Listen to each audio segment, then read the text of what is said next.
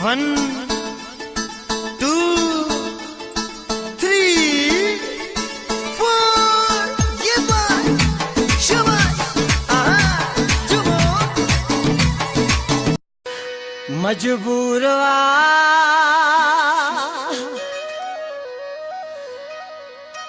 आशिक मजबूर वा भली केडो भी कंधार हुजे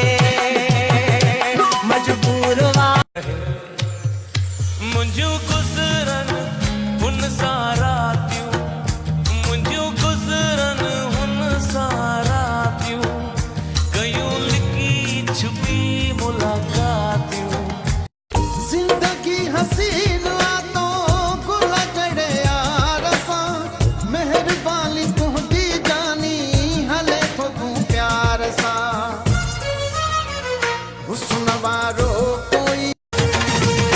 न जाए जो थाम असांखे दिल में न पोइ विसरी सघो था पल में अम्हांजी मोहबत अम्हां जूं ओ तुझे नाज़नीन जा निशाना बना से इन ये दर्द दिल आ दीवाना बना से इन ये दर्द के बात सरदार साईं जी धी के खणी वई आ तू पंहिंजे फ़कीरनि खे चओ न त रोशनी खे ॻोल्हिने मुआडे ढपुटा बेअकुला फ़कीरनि खे कहिड़ी पैसनि जी लोड़ हा जो माण्हू अगवा कंदा हो माण्हू अगवा खिल त सही ही मुंहिंजो हियां ठरे छॾ रुसामा ठही पऊ कुर्ब करे छाते नाराज़ खिल त चंगायूं कयूं सब छॾे वई मां न छॾियो माई किरल हुई कणी दिल ते रखियो माई तू त गिला न करी हो दुनिया चयो बिन मां हिकड़े खे छॾ तूं दिलबर सां गॾु थी या दुनिया सां गॾु तूं मुंहिंजो दुनिया जी का नाहे ज़रूरत मूंखे खपे यार ऐं हुन जी मोहबत सारे ज़माने सां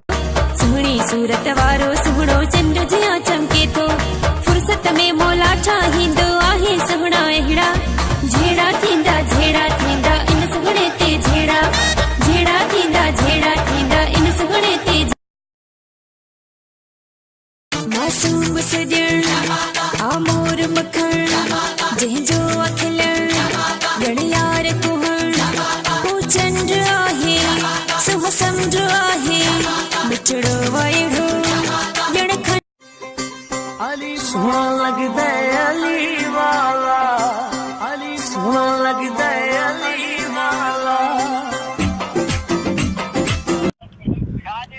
हा पखो आड़ो अब्बा हाँ जल्द पुज पुट जल्द हाँ किथे यार बैठो बार पवई दुआ अथई चाते जानी हुजी खुश हुजी खैर सां खुशियूं माणी दोती दुनिया दर्द ॾींदई दवा मां कंदो साईं का तकलीफ़ ईंदई दुआ मां कंदो साईं हिक शहर कराची जी गोरी दिल मुंहिंजी खणी वई आज़ोरी मुंहिंजी बणजी वई आ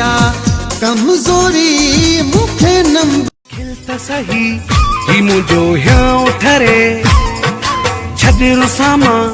ठही पऊ कुर्ब करे छाते नाराज़ खिल त जो सहारो दियो अल्लाह जो सिर भी सहायो तुझे करे ओ कॾी पको न थी जा ओ कॾी पको न थी जा